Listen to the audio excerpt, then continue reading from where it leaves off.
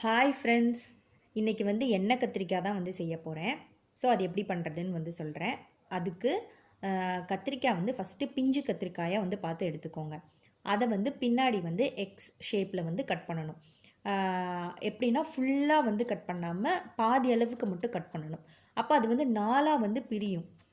அப்போ தான் என்ன ஆகும்னா அந்த குழம்புல இருக்கிற அந்த மசாலா பொடி எல்லாமே இதில் நல்லா இறங்கும். அதுக்காக தான் இந்த மாதிரி கட் பண்ணுறோம். இப்போ அந்த கட் பண்ணி வச்சுருக்கிற கத்திரிக்காயை எண்ணெயில் போட்டு ஃப்ரை பண்ண போகிறோம். நல்லா ஃப்ரை ஆகணும், கலர் சேஞ்ச் ஆகி நல்லா ஃப்ரை ஆகணும். அதுக்கு நான் நல்லெண்ணெய் தான் ஊற்றிருக்கேன். எண்ணெய் கத்திரிக்காய் நல்லெண்ணெயில் பண்ணால் தான் ரொம்ப டேஸ்ட்டாக இருக்கும். அதனால் நல்லெண்ணெய் ஊற்றி பண்ணிக்கோங்க. இந்த மாதிரி அப்பப்போ செஞ்சுட்டே இருங்க. இது நல்லா ஃப்ரை ஆகி சுருங்கிடும். அப்படியே கொஞ்சமாக சுருங்கி ப்ரௌன் கலரில் வரும். இந்த ஸ்கின்னே கலர் மாறிடும். எந்த அளவுக்கு இந்த கத்திரிக்காய் நல்லா சுருங்குதோ அந்த அளவுக்கு இந்த ஆயிலில் நல்லா கோட்டாகி அப்போ தான் நல்லா இருக்கும் குழம்பு. இப்போ நல்லா கலர் மாறிடுச்சு, நல்லா ஃப்ரை ஆயிடுச்சு. இதை எடுத்து இப்போ தனியாக வச்சுட்டு மசாலாவுக்கு தேவையானது இப்போ அடுத்து பண்ணிடலாம். குழம்புக்கு தேவையான மசாலா.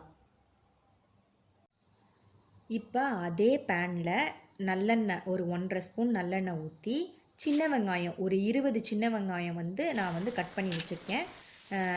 அந்த சின்ன வெங்காயத்தை சேர்த்து நல்லா ஃப்ரை பண்ணிக்கலாம். பெரிய வெங்காயமும் சேர்க்கலாம், ஒன்றும் பிரச்சனை இல்லை. ஆனால் சின்ன வெங்காயம் சேர்த்தா இன்னும் நல்லா டேஸ்ட்டாக இருக்கும். அதனால நான் சின்ன வெங்காயம் ஆட் பண்ணியிருக்கேன். அப்புறமா இஞ்சி பூண்டு. இஞ்சி ஒரு சின்ன துண்டு இஞ்சி சேர்த்தா போதும். பூண்டு ஒரு 3 பூண்டு சேர்க்கணும். அதுக்கப்புறம் 1 ஸ்பூன் மிளகு, 1 ஸ்பூன் ஜீரகம். இது எல்லாத்தையும் சேர்த்து நல்லா வதக்கணும். இதுக்கப்புறம் தக்காளி 2 தக்காளி நல்லா பழுத்த தக்காளியாக பார்த்து கட் பண்ணி அதையும் சேர்க்கணும். இது எல்லாமே இப்போ நல்லா வதங்கணும். இப்போ இதில் 1/2 ஸ்பூன் மஞ்சள் பொடி, 1.5 ஸ்பூன் வத்தல் பொடி, 2 ஸ்பூன் மல்லிப்பொடி. இப்போ இந்த மசாலா எல்லாமே இந்த வெங்காயம் தக்காளியோட நல்லா வதங்கணும். தண்ணி எதுவும் ஊற்ற தேவையில்லை. அதுவே நல்லா வதங்க விட்டுருணும். 4லேருந்து 5 நிமிஷத்தில் இது எல்லாமே நல்லா வதங்கிடும். வதங்கின அப்புறம் இதை ஒரு ஆற வச்சு ஒரு மிக்சி ஜாரில் மாற்றி நல்லா மையாக பேஸ்ட் மாதிரி அரைச்சி எடுத்துக்கலாம். இப்போ குழம்பு பண்ணுறதுக்கு ஒரு பேனில் நல்லெண்ணெய் ஊற்றி கடுகு, வெந்தயம் ரொம்ப கம்மியாக போட்டுக்கோங்க.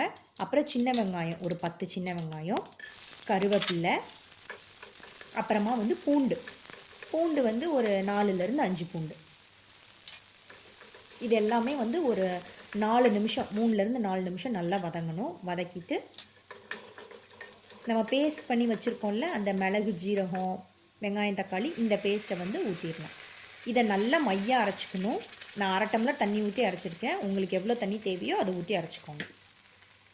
இப்போ இதில் நான் ஒரு நெல்லிக்காய் அளவு நெல்லிக்காய் சைஸ் புளி ஊற வச்சு எடுத்திருக்கேன். அதை இதில் நான் ஊற்ற போகிறேன்.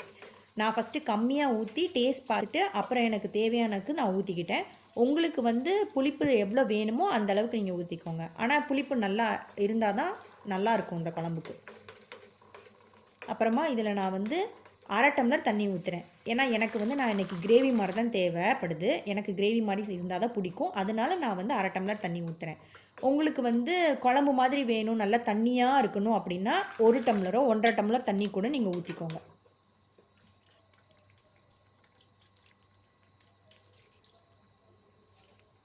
இப்போது இதில் உப்பு போட்டு தேவையான அளவு நல்லா மிக்ஸ் பண்ணி ஒரு மூடி போட்டு நல்லா கொதிக்க விட போகிறேன். ஒரு 5 நிமிஷம் இது கொதிக்கட்டும்.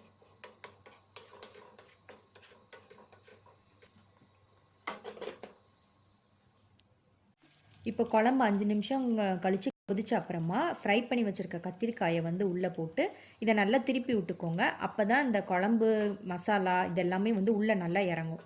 இப்போ கத்திரிக்காயை போட்டு ஒரு 5 நிமிஷம் இல்லை 5லேருந்து 7 நிமிஷம் கொதிக்க விட போகிறோம். இப்போ 5 நிமிஷம் கழித்து எண்ணெய்லாம் நல்லா பிரிஞ்சு குழம்பு ரெடி ஆயிடுச்சு. டேஸ்டான எண்ணெய் கத்திரிக்காய் ரெடி ஆயிடுச்சு. நீங்களும் செஞ்சு பார்த்துட்டு எப்படி இருக்குன்னு சொல்லுங்கள். பாய்.